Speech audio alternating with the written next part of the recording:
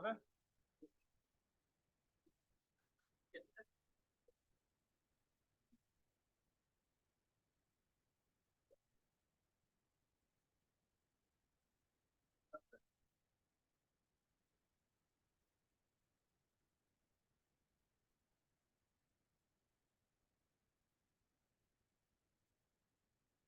Samir is also, he's also in the other meeting.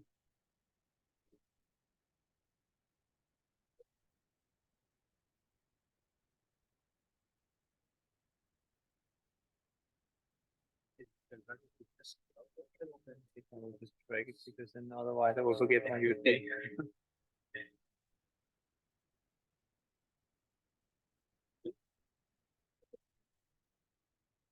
Just subtitle. Okay. You can subtitle. Okay.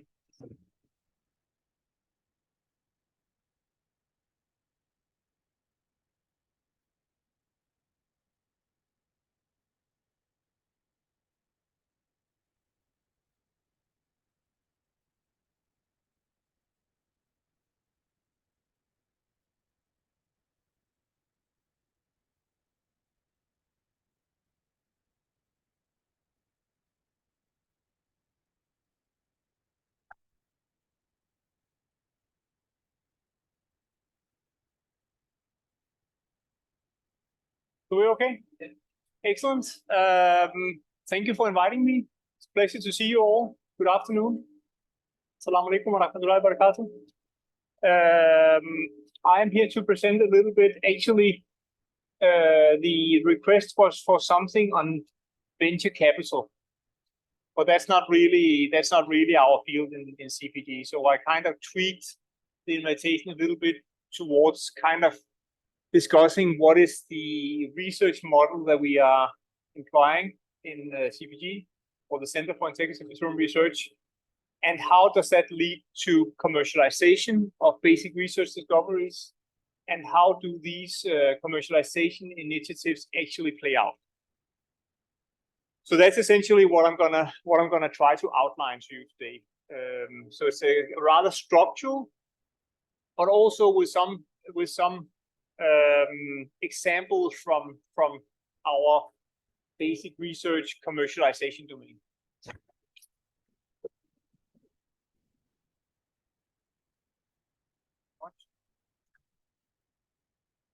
Is it better? Oof. Maybe it was better before. Wasn't it better before?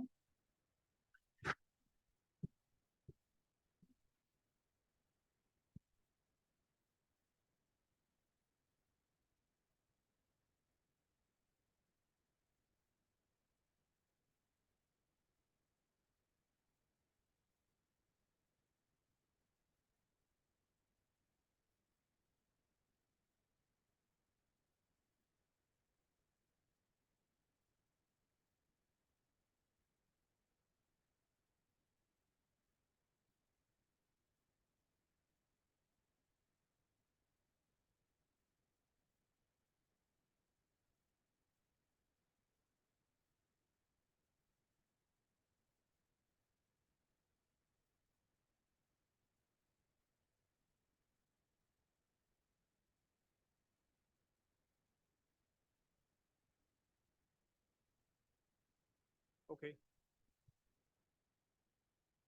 So to bring geosciences and petroleum engineering closer together. So we consist of the petroleum engineering department and the geosciences department. And then in addition to that, we are also hosting a research center, which is the Center for Integrative Petroleum Research, which is now under the KFUPM umbrella as an IRC, as an interdisciplinary research center. So that all goes together to form the continuum of what goes on in the geosciences and the petroleum engineering disciplines to target all upstream challenges, essentially. Now, in addition, all of these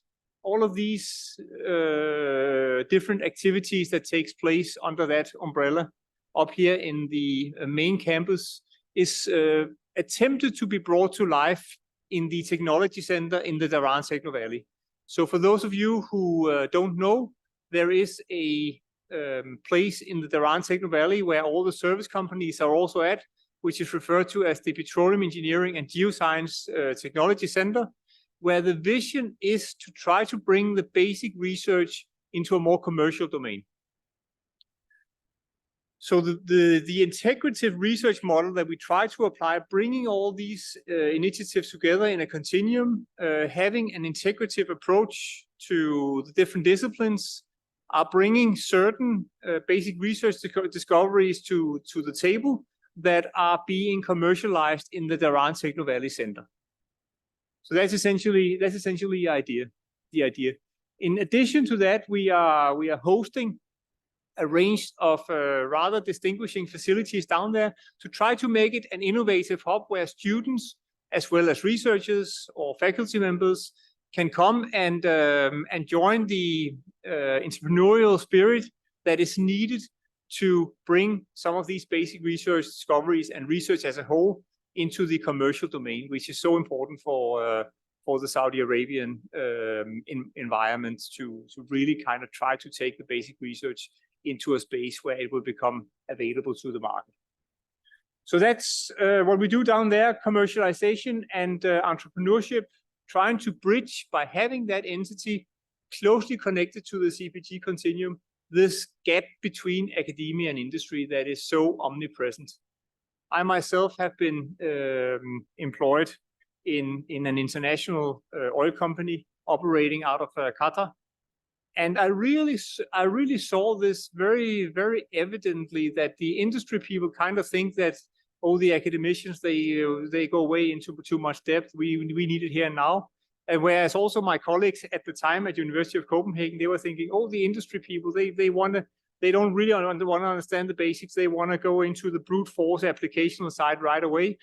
And bringing these two entities to meet is really a challenge. And it's also what we have found, something that's really needed if you want to take the basic research discoveries and put them into the market, because it's very, very difficult to do so without having a partner from industry. So that's essentially what we have down there. We try to integrate the disciplines with that vision of essentially trying to make real products. And we've had some success stories that I will share with you. And also right away, I would like to invite anyone who hasn't been there to come and visit. Maybe there are some of the facilities that will fall into your domain, and we are open for collaborations. We are open for the entire KFUPM community to tap into some of that really unique resource that we're having. I would say we have a good number of approaches to problems that kind of is reaching broadly across the entire engineering and science field. So now, how do we go about it? So the departments obviously are academic departments where research is of course conducted to the same level as in the research center, but it's also a home for the teaching activities that takes place in CPG. So obviously the faculty members in the departments are not able to of course find the time to maintain research infrastructure and to set sort of the overall direction. So that's what we are trying to host in the Center for Integrative Petroleum Research, and that's why it makes a lot of sense to have that research leg where the researchers can essentially concentrate on maintaining lab facility rather than teaching to the same extent, setting a direction. And the way that we are setting this direction is to try to make the center program oriented. So we are basically a center that consists of these 7 programs, and the programs are essentially they are hubs for essential areas within the domain of the program name. So, for example, I'm heading the oilfield chemistry program. So what I try to do is to assemble all the research challenges and research questions from the basic angle, from the true, what should I say, pure and applied chemistry approach, but at the same time align them to the Saudi Aramco trust areas that you will see in the bottom here of this slide. So we are very closely aligned with the activities that takes place in XPEGARC, but we do it in a way that we at the same time target high impact journal publications and sort of really try to find the new directions that will enable us to open up new ways in the upstream domain. I think that's necessary. The oil and gas sector is extremely conservative. It's very hard to implement new technologies because it's not like Apple. You don't need to reinvent yourself every year and sell the newest iPhone to the general public. No matter what you do, people will buy your product, right?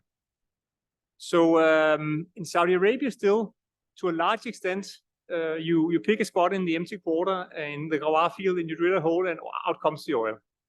It's still very, very simple, but going forward, there will be future challenges, and this is probably in the need of understanding, for example, essentials of structure at interfaces, essentials of emulsification, all of these things that are also leading to the top impact scientific results that we can boost ourselves of having published in top journals as a university.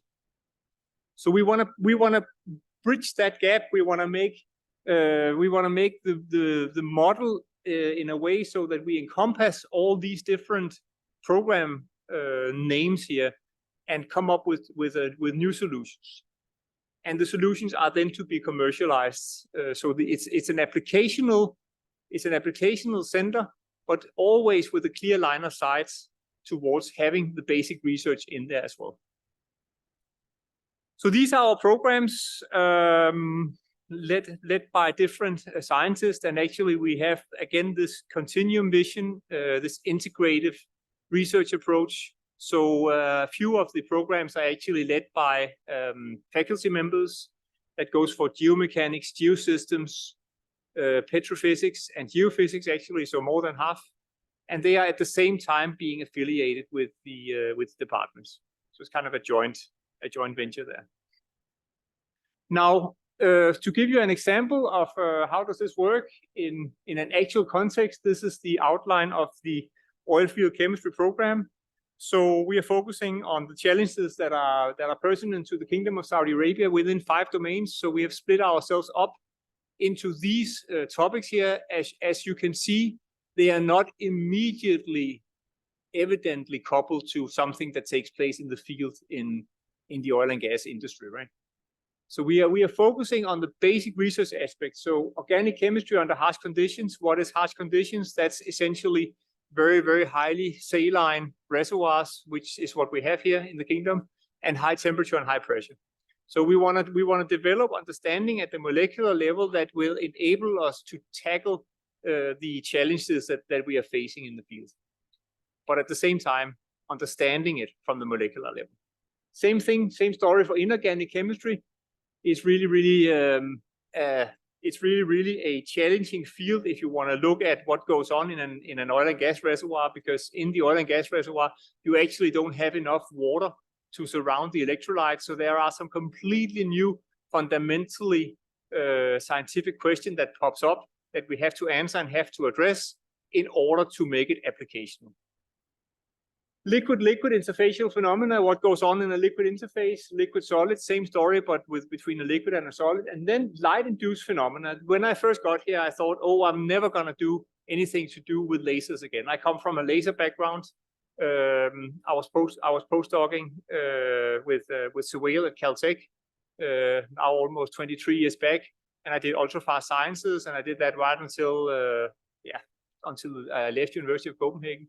But at the time, the dean of the college, he gave me the opportunity to take that challenge up, and rather than just doing ultrafast sciences, forcing me to take that into the domain of application. So doing something which is a completely new approach to oil and gas related scientific problems, which is also what potentially will bring completely new product to the market. And we have had some good success stories in that regard as well.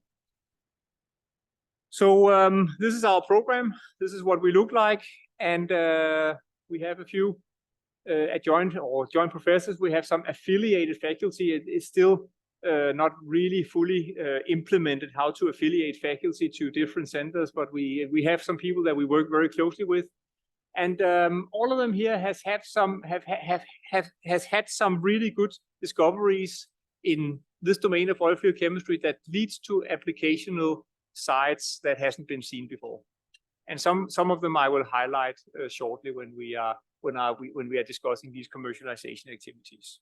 So I would say a good size program. And we are sort of all over the place in backgrounds, and we are all over the place in approaches. And one can of course fear that when you implement a multidisciplinary research model such as this one, you have to of course also guard against that it doesn't become a mess, right? So one thing is, well, we are going to do multidisciplinary science, yeah, but you have to kind of focus it a little bit, right? Otherwise, it's just people from different backgrounds going in completely different directions. And we try to guard against that by bringing them within these programs.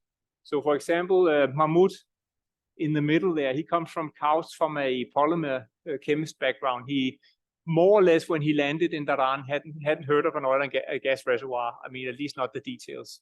But bringing them into the domain will make them think about problems in new ways. And that's the idea about the integrative approach.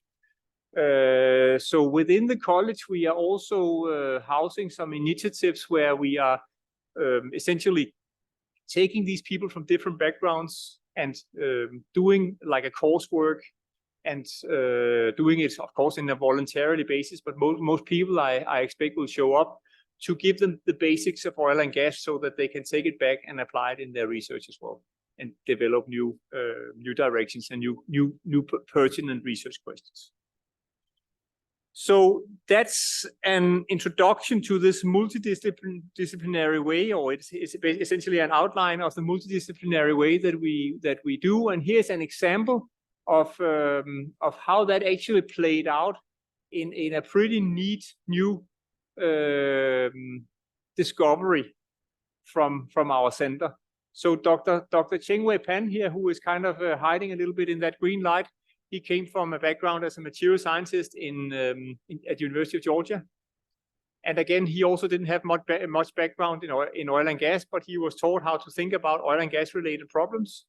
So he developed a material that had the very unique property of being essentially irradiating light very, very long time after it was exposed to excitation.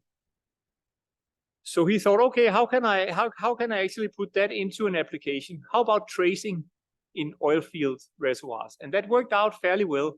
We're still working on making his material stable enough for really transmit itself throughout the oil and gas reservoir. But he also worked with KAUST on having the same material as a tracer in mice, and this is what you saw over there in the right-hand side of the slide. And now the material, or the variation across this material, has developed into a solid that will take solar light and convert it into a pretty intense beam of UVC radiation. Now, again, if you are in an upstream research center that want to place itself in amongst the top upstream research centers in the world, you have to think about how can I apply that in a sort of more applicational context. And he immediately thought of development of Jafurah Basin, right? The biggest challenge is water. So if you have a pellet of this material that can be excited by sunlight, which we have fortunately enough of here in Saudi Arabia, and you put it into produced water, you will immediately kill the germs. So that will enable you to potentially reuse the water for injection. And that will solve a really big challenge for Saudi Aramco, right? If you can take the water and re-inject it without too much hassle. And that's now something that he want to take into our center in the Dharan Techno Valley, put it under incubation, mature it to a state where at least he has a minimum viable product, and then work with the incubate, or then work with the commercialization, or the tech transfer unit led by Iyad Al-Sahani, to something where we can either license it, or where we can actually sell it, or where we can form a spin-off company. So that's the idea. So discovery, experimentation, and then application. And that's what we have done with this material. Now we have put this into a little bit more of a systematic approach with with the definition of an incubation process in the center. So in the center we have 6 incubators.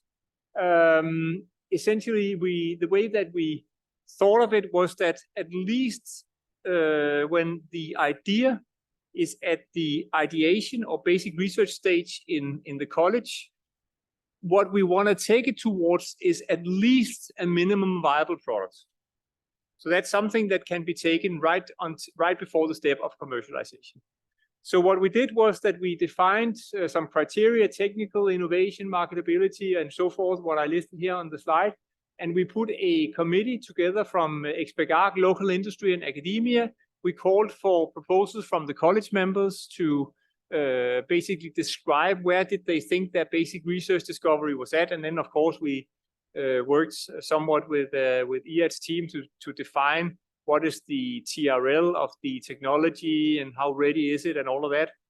And of course, we are still learning. This is a very new initiative, but we managed to, out of 13 different proposals, select 3 that now has been housed in the center for now a couple of years. So they essentially look like this.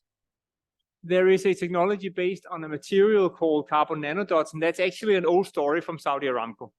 So that was sort of already very mature from the angle of using it in tracing in oil and gas reservoirs. But the inventors also wanted to explore other directions for the nanodots, and that is what they described in their proposal, and that's why it was chosen, because in this case, really what it is about how cheap can you actually make it. Then we have a machine learning based core recognition software package, and then resilient surfactants. So these were the ones we took and that we worked on. And ultimately, what it comes down to, we have found for anything chemistry based is the cost. You can have something in the lab which works perfectly, but if you cannot really make it affordable to the local industry or to the global industry for that matter, it will never really work out. So anything chemistry based, it's about reducing the costs.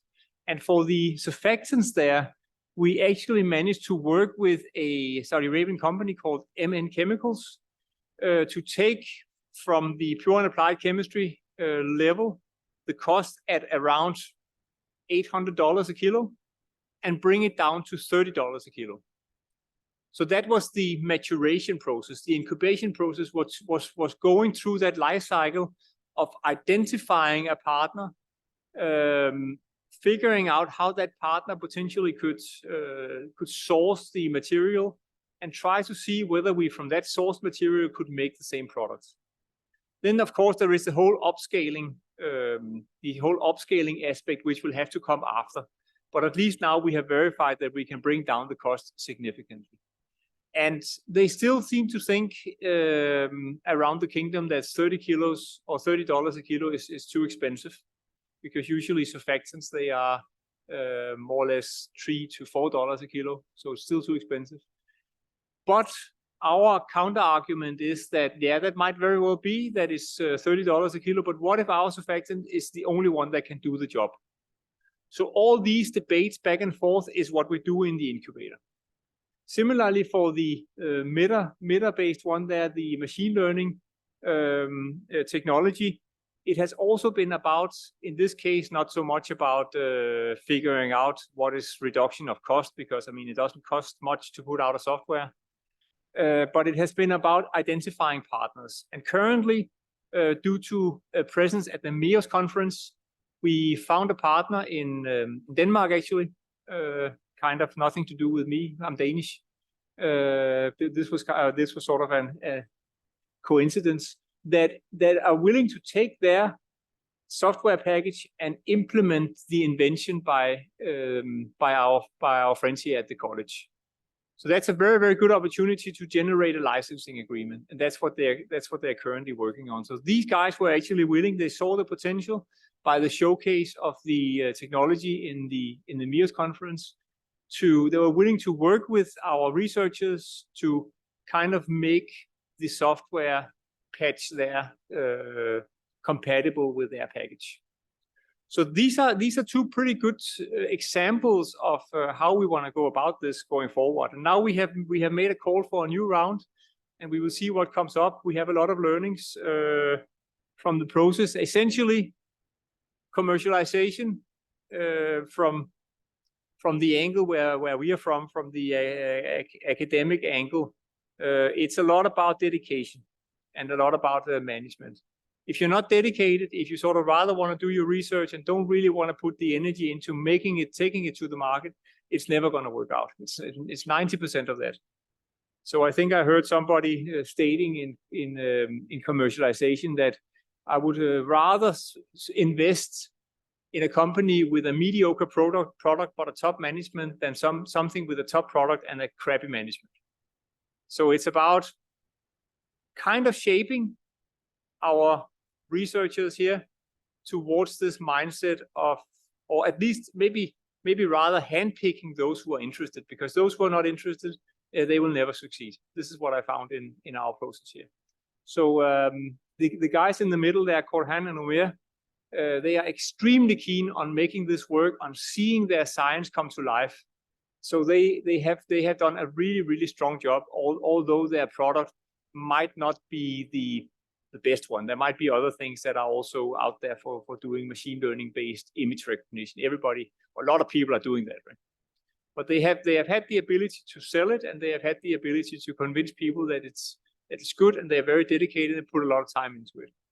Again, also partnership, particularly when you are facing logistical challenges of procurement and hiring and things like that, is really key. And this is why this joint or this partnership, I wouldn't call it a joint venture because that's what Samir is going to talk about in a second, is of so much importance.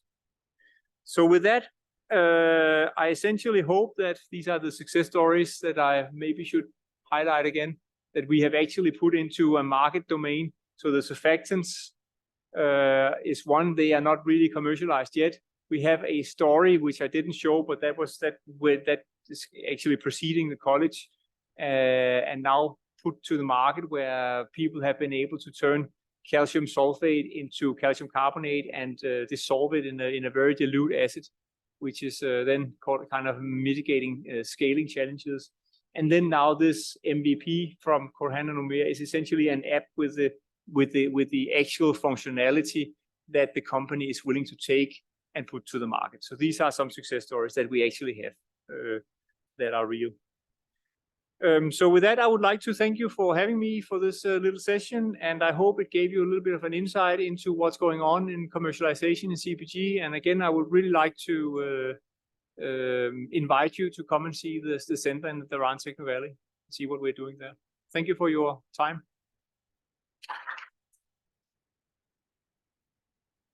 Any questions, or we move straight to Samir? You up, right? Yeah.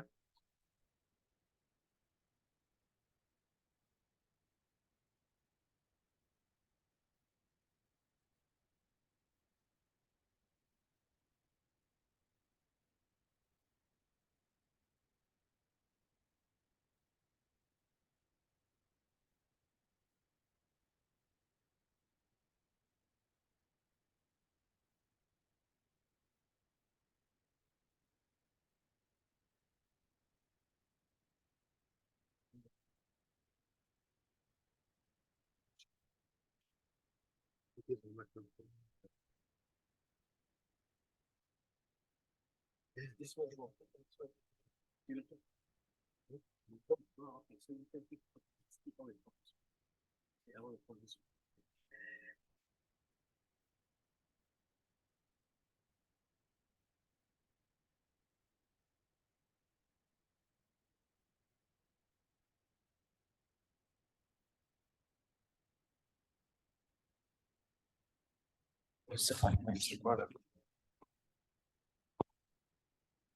I think I need to push it a little bit more down in terms of microphone. طيب, first of all, I would like to thank you all for being here for this presentation about best practices in research and innovation venture capital. In fact, when I saw the title the first time, I was completely shocked because I have nothing to do with joint venture. I'm not in business. I have nothing to do with best practices.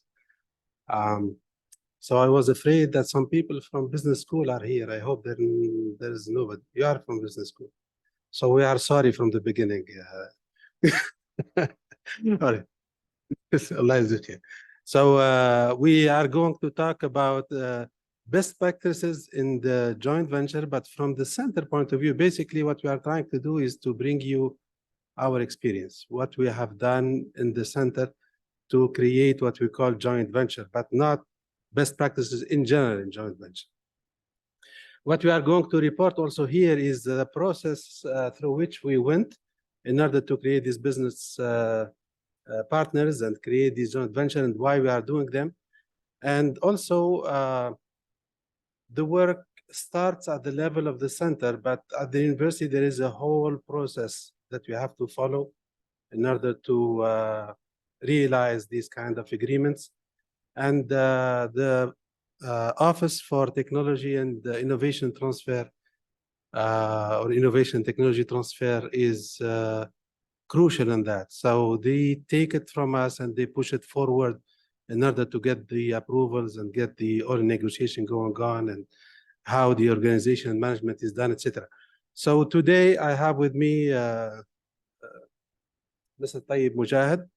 He's from the Office of Innovation and Technology Transfer, and he will be the one leading the part where I stop. So basically, I do the technical negotiation, and then after that, he takes over to explain to you what will be the process to achieve this kind of agreement.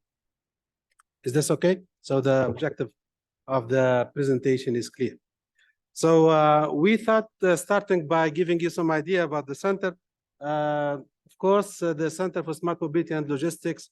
Smart Mobility and Logistics is a huge umbrella. It's not only one particular domain of focus where everybody can work and it's very clear and defined. It's a huge umbrella that includes a lot of things, right? So we put our mission in two folds. First of all, we would like to generate impactful scholarly contribution, and this is our objective as a university. Our first objective is to disseminate knowledge and then create knowledge. So this is our first objective. But in this objective, we don't want to stop there. What we don't want is that our knowledge stops at the level of papers. We want to push this development, this research, to the level of innovation and contribute to the economy of the kingdom and contribute to the local and maybe why not the international economy. So we have two objectives then that has to go hand in hand. And in all what I'm going to present, you will feel that we are trying always to balance between the two, right? What we should do in terms of research, what we should do in terms of contribution to the economy as much as we can. We put our vision. Our vision is to be leading interdisciplinary research center locally and internationally in advancing smart mobility and sustainable logistics. And maybe you can see here the key word is interdisciplinary research. This is the transformation that the university started couple of years ago. And sustainability is something that we would like to look at. And we would like to lead, which means that we don't want to be following what people are doing outside or repeating some of the experiments that people are doing somewhere else. We would like to take the lead in terms of research in the area of smart mobility and logistics. This is our center. We have right now around 48 affiliates. We come from 14 different departments. We have 7 guest affiliates. We have 7 postdocs. We produced up to now 150 journal papers, 9 patents. 3 of them are already issued, 6 are filed. And we have 3 JVs that I'm going to cover, and they are the objective of my presentation today. And what I would like to push for is the reasoning why we did these kind of JVs.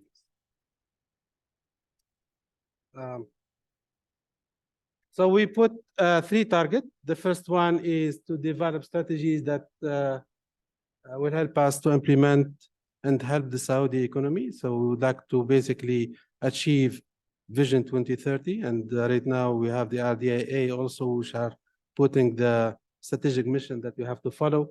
We'd like to create economic entrepreneur opportunities. So it's not only academic research and knowledge, but the training, supporting startups, supporting entrepreneurships. And also, of course, turn KFUPM in a national foresight for smart mobility, transportation, and logistics. So these are the 3 goals that we have put forward in order to be able to achieve for our center. Of course, the research cycle that we have defined for the center turns around 4 major items. So we would like to reach the market at the end. So we cannot reach the market only by doing fundamental research. So we are looking to fundamental research. We would like some of this fundamental research either to convert to practical research, or we start with the practical research from the beginning. This practical research will lead to discoveries and innovations. So we'd like to create some proof of concepts. And then this proof of concept, we can support company either to support them, or we support the technical problem that they have right now, and from where we can extract fundamental questions, fundamental research, and we turn the cycle.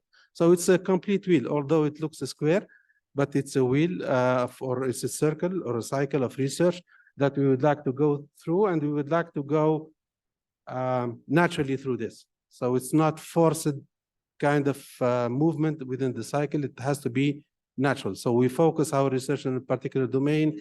We ask the right questions. We produce something, and we ask, can we push it further? Can we do more? Can we prove the concept? Can we do it practically? So right now, when we started the center at KFUPM in general, depending on the major or the field of research, some of us are more in the fundamental research, some are more in the practical research, some little bit in the proof of concept. We have maybe around 4 to 5 proof of concept that comes to the Center for Innovation and Technology Transfer. And we have a couple of centers that are really focusing on business services. So they just, we call it client-based project. So somebody comes and then he presents his research or his problem, and then we try to find a solution for him. So there is a kind of manpower support and infrastructure that we need to put, especially for smart mobility and logistics, to move the research from fundamental to practical to proof of concept, and to be able also to provide kind of services to companies who are active in this particular field.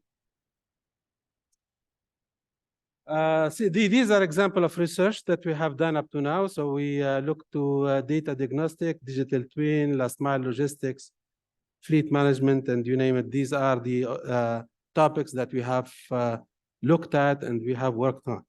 And in fact, we were able to define these projects naturally. In fact, some of the faculty, maybe they are not focused in research, but they have touched in a way or another in one of these topics. So we just gather them and then we push them more in terms of this direction, not forcefully, because this is not our role, but by talking, by brainstorming, we were able to convert to this kind of research.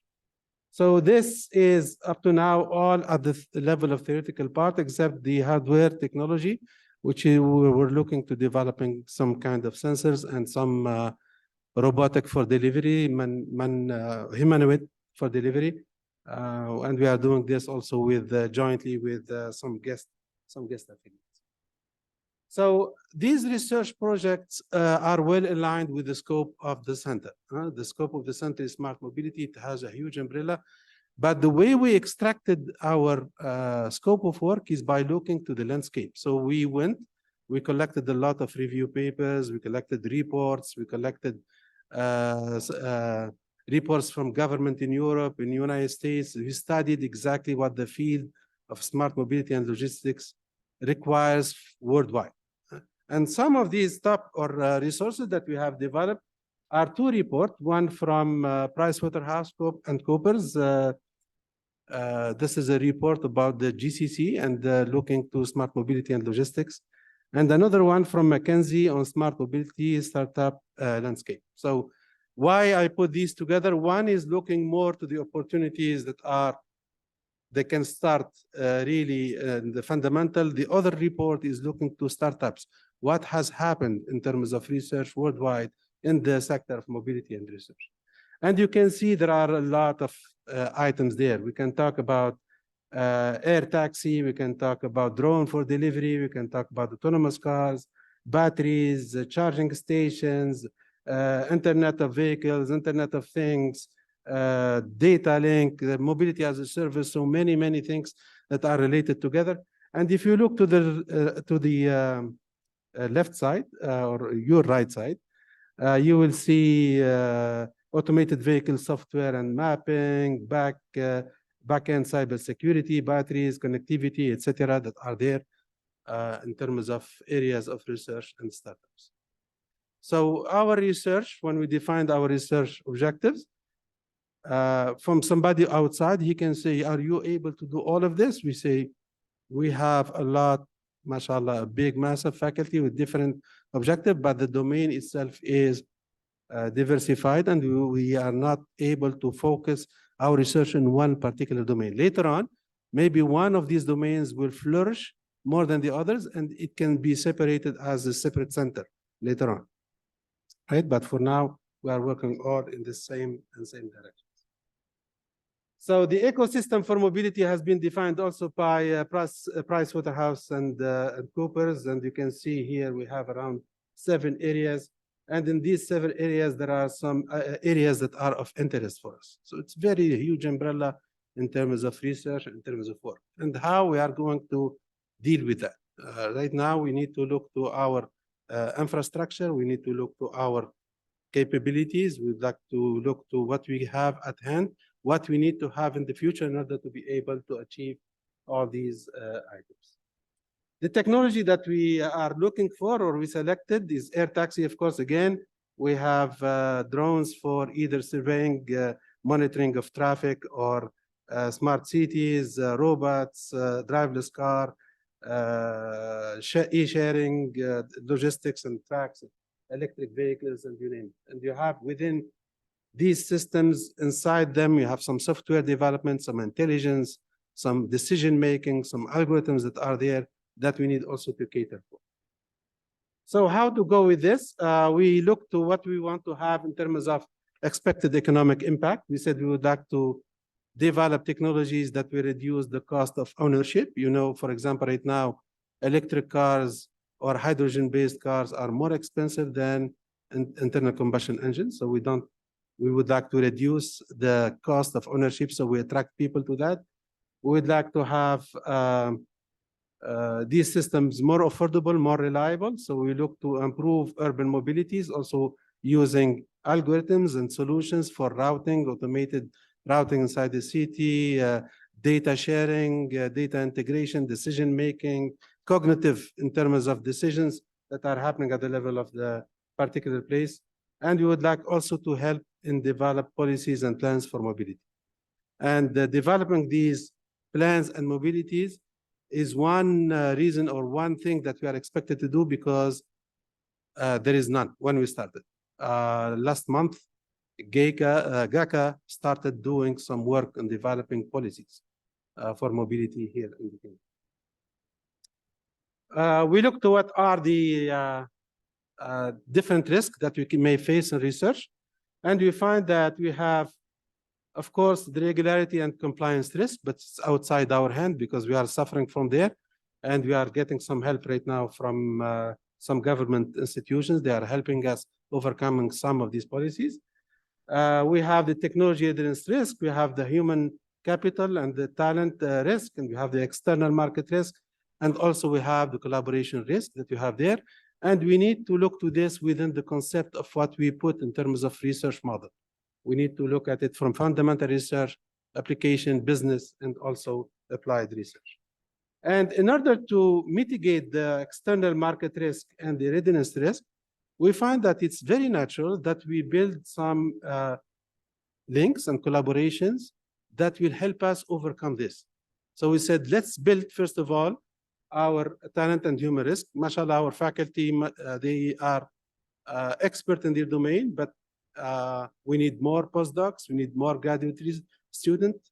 We need also faculty with maybe more practical experience that we bring to the group. Maybe some expert in one area, we can bring them here also so they can help faculty focus in particular area. And in terms of collaboration risks, we need to collaborate with the right people to overcome the technology external market risks that you have there. If you would like to contribute to the economy, we need to be aware of what is happening in the market. We need to be aware of what is happening in terms of technology in order for us to evaluate our own innovation, how our innovation will contribute to this particular. So we looked at what we call market-driven research and innovation. So the first thing we did, we looked back to our previous experience, and we said, let's learn from what we did before. This is an example of basic research that we started here at KFUPM. It started with senior undergraduate students doing their senior project. And the problem that we got at that time, it was by talking to a company in Canada, in pulp and paper, about the problem of valve and control actuators. So we said, let's work on that. And the first thing that we generated from this work is just a basic research. We generated one paper, one patent, and one conference. There is no link with the industry, nothing, right? And we have made a setup in the lab that just shows in an educational manner to the student how the system and control can go. Then came to the picture a company in DTV called Yokogawa. And then when they came to our system, they said, I can give you equipment. I can define for you more problem. Can your system do this, this, and this? So they started challenging us with problems that are really actual in the market, right? Based on their knowledge of what is happening in the end user side. So they provide for us some equipment. And if you look at the productivity in terms of academic productivity, we multiply the number of patents by 4. So from 1, we went to 4 patents together. Research paper, we went to 3. Conference paper to 3. And then we attended also industrial conferences where we were able to present the product and learn from the industry some of their concern. And during this conference, these people asked more questions that helped us refine more and more our research. Once we are done with this, with Yokogawa, Aramco jumped in the picture and they said, I can provide you data. I am the end user of this kind of system. I can provide you data. Show me that your system is working properly. And we start working with them on this. We signed some NDAs with them, and we did some kind of collaborative meetings and brainstorming. And then we were able at the end to produce a product that is now integrated in the business proposal of Yokogawa as a control system. So the product went from a basic research. If we started without involvement of the end user or the company or the industrial partner, we will still be in the lab, or maybe we changed the subject. We were doing research on something else. But the fact that we integrate them in the research, we were able right now to have, as we speak, a product generated from KFUPM as a business or commercial entity for licensing and commercialization. So we said we need to learn from this. This is our way to overcome the market and technology risk. If we would like to do this, we need to have the same experience repeated back again here, but for some strategic elements that we have inside the system. This is not the only project at KFUPM. There are many others with Yokogawa, but this is the first project that paved the way to different elements. So we have AI-based control that keeps plant online during maintenance. This is what we were talking about. We have AI-based for optimized of ghost performance, intelligent diagnostic for improved health, and then drones for industrial inspection. So once we are done with this, the office comes into picture. So, type.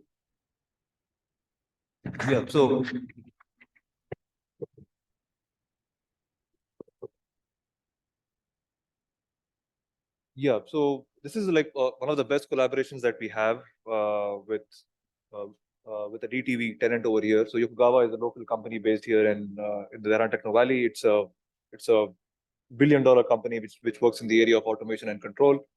So kind of to complement and kind of de-risk and help and put the company in comfort, we always have this kind of IP terms where because the IP is coming from KFUPM and there is a significant thrust from the side of Yokogawa, there is there is some support which is provided by Yokogawa. So in those cases, we always have some sort of jointly owned IP, and even the revenues which are generated as part of this agreement, where the IP that we jointly own, if it is commercialized, the revenues are shared, and then the revenues are basically shared based on a one-time fee that Yokogawa would pay KFUPM. And then we all, because Yokogawa is an expert in this area, we always give the company the lead in commercialization because they are in the market, and they are the people who would kind of commercialize and sell it to the end user. And then effectively, as I've mentioned, there is always a share for KFUPM from the commercialization revenue. So the question is how we are going to do this for the center. So how we are going to repeat the same experience. So basically, it comes back to the question, selecting the partners that will lead us in this transformation of research. First of all, we came back to the McKinsey report, and we said in which area we would like to be active, right? In which area we would like to build capacity for the future and be in the forefront of technology. And we have identified a couple of them, right? So we said we would like to be in this area. In the middle, you see 3 and 9. They are cybersecurity. Dr. Filamban is here. We did not touch it, but we will work with him on that. So cybersecurity is very important to any autonomous system, for example. But so we are looking to autonomous system. We are looking to software and mapping. We look to number 10, which is telematics, intelligent traffic. We look to e-hailing, so electric vehicle and charging. So this is kind of things that are related to mobility and logistics. And we need to have some collaboration that will help us go through this. So we built a kind of collaboration with 5 different entities. The first one is an University of Hasselt in Belgium, and they are helping us in the fundamental research. They are also having a lot of startups that came maybe around 5 or 6 startups in mobility and transportation. So we are align our research in the traffic and transportation, in the metaverse of traffic or representation of a city, smart cities, and then we are working with them on that. They have even some contracts with some ministries in the kingdom here in Saudi Arabia. So the fact that we joined them will help us push our fundamental research or align our fundamental research there. Then we have 4 different companies. The first 2, Misk Global is a local company, Saudi company, that is experienced in project consulting and implementation or deployment. So they take a project, they make the analysis for it, they produce some engineering, they bring the product, they deploy it, and they have a lot of link inside the kingdom. They went through maybe around thousands of projects, I think 2,000 or 3,000 projects they have there, and they are active right now in cognitive cities and drone services, and all what is related to optimization and artificial intelligence. Woodtech is an international company. Their main business is development of drones. And these drones, they have a capacity up to maybe a couple of hours of flight, focusing more in electrical powered drones, vertical takeoff, they have a lot. They have also quadrotors. They are very active also in some military and defense applications. HiDiva is a company that is related purely to hydrogen mobility. So all what they look at is the energy for mobility, right? And they are looking to hydrogen. What kind of solution and hydrogen we can use mobility? And the last company is a Saudi company also. So HiDiva and Electrification and Misk Global are all local companies. The last one, electrification of high-speed cars, it's a new startup that are looking to electrification of cars. So they take our old cars, the cars that are running with combustion engines, and they retrofit them with electrical power, so to make them clean, etc. So we decide about 5 collaborations, one with the fundamental, one with the autonomous system, the other one with the smart solutions, and 2 for energy, right? So this is how it makes our picture in terms of collaboration with the external. We have some collaboration with internally at KFUPM. We collaborate with department, with centers, but it's not the objective of my presentation, so I did not mention them here. But we are already collaborating. We have a lot of collaboration. You will see some of them appearing also here with these companies. So the first JV that we did, the joint venture that we signed, was with Air Logistics and Wood Tech. And basically, the way we started is the following. We look to the capabilities of Wood Tech. We look to the market availability. We look to different studies. We analyzed the demand in the kingdom, and we said we would like to produce an element in this particular range and niche. And then we focused on this area that is a new product. And we said that our target will be to produce it fully here. So we produced it in Saudi Arabia, and maybe it will lead at the end to a startup. So the characteristic that you see in the left-hand side are characteristic of a drone, vertical takeoff, that will be hybrid. I will show you the image of this drone. And then it will be ready to provide services for what we call air logistics. And maybe it will lead to something else. Yeah, so even in this case, obviously, because as part of any agreement that we sign, whether it's for collaborative research or any of this side of joint venture projects, we always have this portion of IP, and this is generally the most important and the most, negotiated portion of the IP. So even here in this case, KFUPM and Wood Tech would own the IP jointly. And then because here what we are considering is that we're considering that Wood Tech, which has some experience in this particular domain. So they are in some sense a technology provider, and we are kind of collaborating with them and then modifying them to the local conditions and the local market, and coming up with some new improvements on what technology they have. So there is some background IP which is coming from the Wood Tech side. There is some background IP which is coming from KFUPM side. And then eventually, all IPs will be jointly owned. And then because this company is an international company and they want to have a presence here, so here in this particular case, KFUPM would lead the commercialization of any IP that is being generated over here. So eventually, there are plans of having a startup once the technology is tested and validated. So once it is started, then we would start licensing out the technology that we have generated as part of this project to the company which is started. This is, we worked up to now with the company to produce our first design. This is the design of the drone. It's a hybrid drone, vertical takeoff and landing. We call it SB-X for Saudi build, -X. It happens that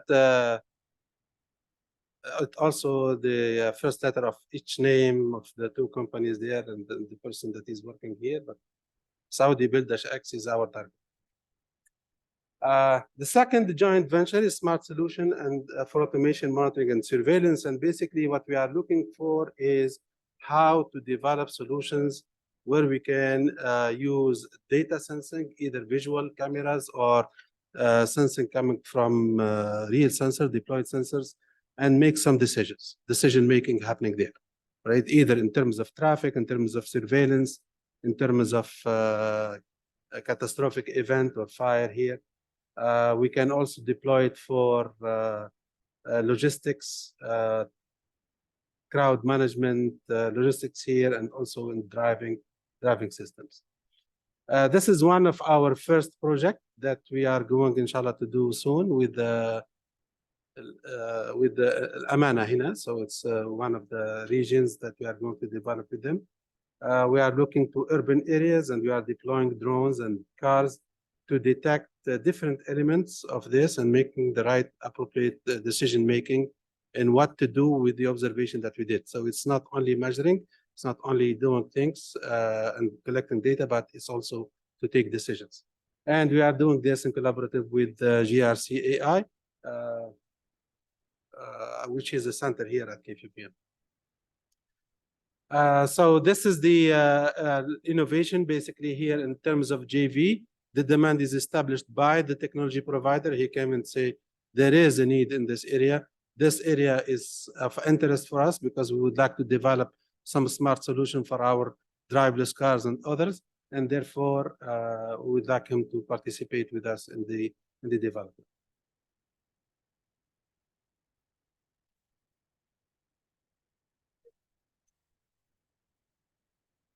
Conclude in 1 or 2 minutes. Sure. Okay. So let me quickly go through this. Okay. So here in this, again, because again, this company is coming with their own technology. We are building upon that. We are modifying it and improving upon it based on our capabilities here at KFUPM. So we have to be kind of reasonable always whenever we kind of do this negotiation with regards to sharing of revenue and IP. So even in this case, IPs are jointly owned. Revenues would be shared between KFUPM and the technology provider. But then here, because this is a local company, they have their expertise in the market, they have a presence here.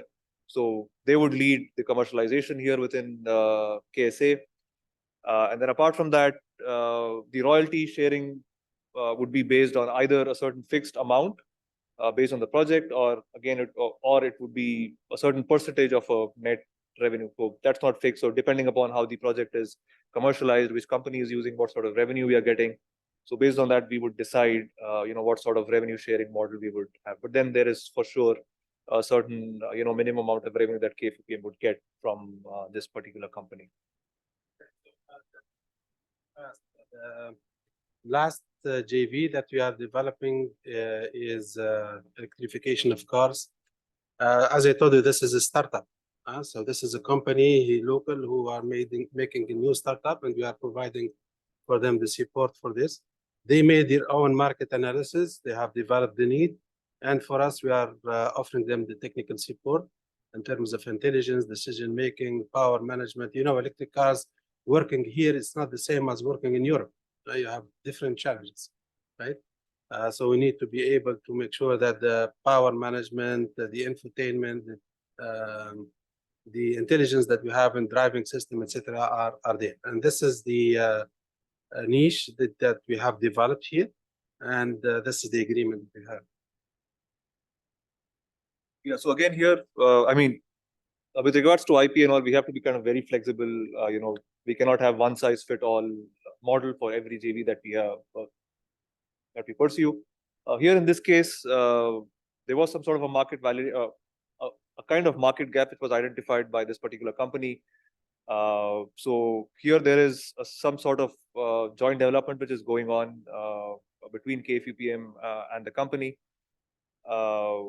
And the IP here, again, because there is a lot of investment which is happening from KFUPM, a lot of technical investment which is happening from KFUPM. The other company that we are collaborating with, they have a lot of business expertise and a lot of market expertise that we are getting from. So based on that, the IP is also jointly owned, but then we have a caveat here saying that IP would be kind of owned based on the contribution from each party. So that's there. And then the startup that we're collaborating with, they have the first right of commercializing it, but then they have to do it within a certain period of time. So this kind of gives them a positive pressure, both to us, to KFUPM and also to the company to kind of, to commercialize this as soon as possible. If not, then we are kind of open to licensing it to any other, third party which is interested in taking this technology and commercializing it. Yeah. We are almost done.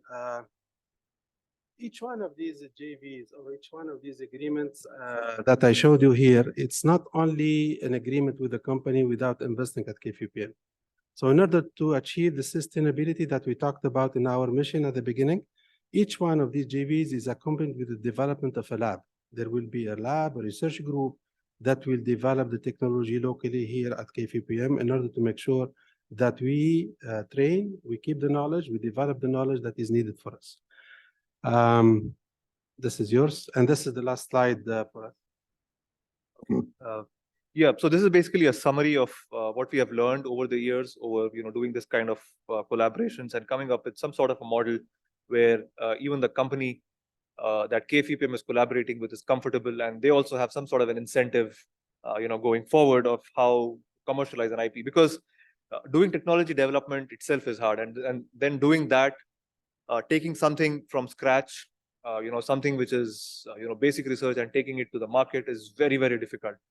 And doing it within Saudi Arabia is much, much more difficult. So based on that, we kind of came up with these kind of innovative models where we collaborate with companies based on the level of technology that they're getting to the table. Like for example, in the case of Yokogawa, the basic research was done at KFUPM, but then Yokogawa had the capability and the support to kind of take it to the next level. So based on that, we have a different kind of an IP. But then again, there are certain startups where, in the case of Miss Global, where the technology is available, but then we have to do certain forms of improvement. So based on that, we have kind of different, models where and different, market strategies for entry. Like in the case of Yokogawa, they were licensing it to companies based in Singapore, and then that was being sub-licensed to end users. So depending upon that, we're kind of very flexible on how and what of IP sharing, because we have seen in many agreements that we have been collaborating and negotiating, IP is always the part which is most contested. So we just want that IP to be kind of not the part which kind of stops the agreement, but helps in taking the technology forward for commercialization. So I hope you have understood and you have enjoyed the presentation. If you have any questions, please feel free to ask. Thank you.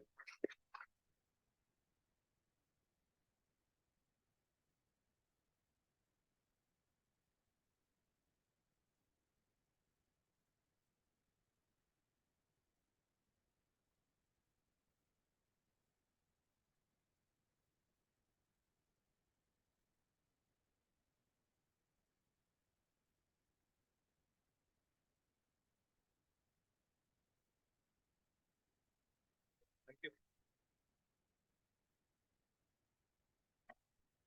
Thank you very much. Yeah, thank you very much. So we were lucky, but because this company, some of the people are there are KFUPM and MNI, so they linked us. Yes.